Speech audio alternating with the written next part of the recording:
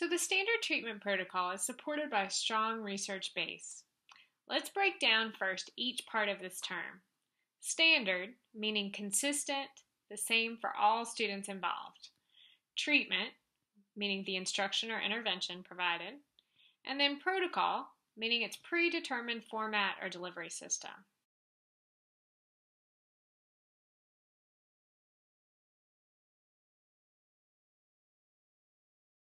This approach in education to providing students assistance that are struggling began in the area of reading, but it had already emerged in other fields, such as medicine, as a valid way to intervene.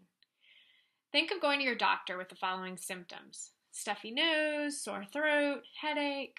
Will your physician look at you and order a CT scan of your head to see what's happening? Probably not. They have a standard treatment for these symptoms.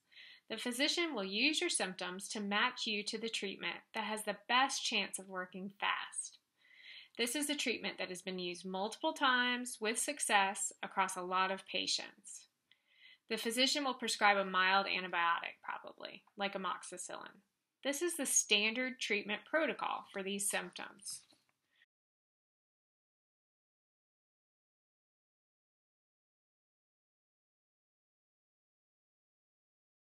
So back to education now. Researchers looking at students not meeting expectations, researchers such as Joe Torgeson in Florida and Sharon Vaughn in Texas, began in literacy to see how we could catch up these students and close the gap. They soon learned that to do this, students required well thought out, well-designed, evidence-based treatment. Students that struggled did not progress enough to close the gap when just provided more of the same instruction that was given in the regular classroom.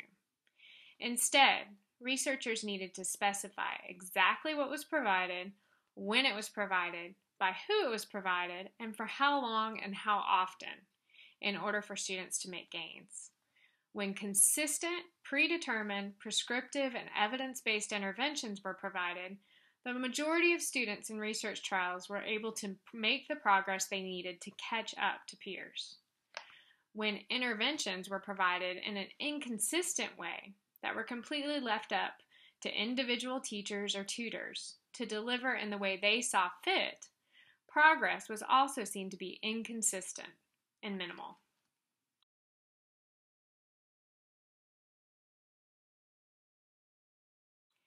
In addition, these standard treatment protocol interventions could be replicated. This allowed researchers to bring them to scale across sites.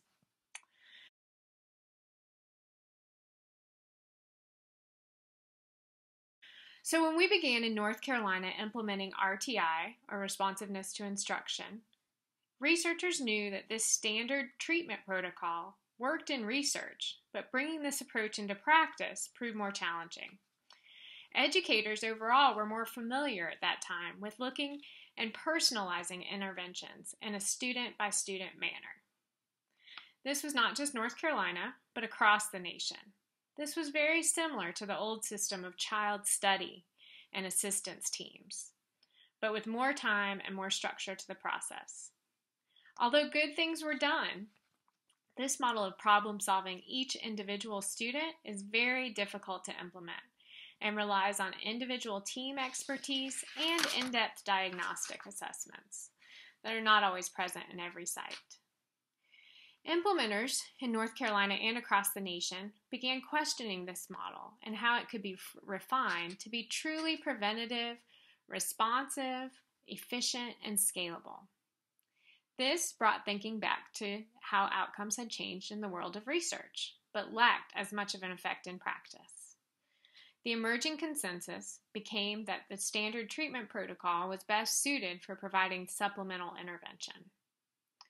So, as the researcher Reyna in 2004 noted, despite the intuitive appeal that a one-size-does-not-fit-all, some educational practices are broadly effective. They can be generalized widely across contexts and populations. So, developing a system of effective interventions reduces the burden on the system in having to find intervention practices, materials, and then implement with fidelity a new practice for each and every student that requires more than core.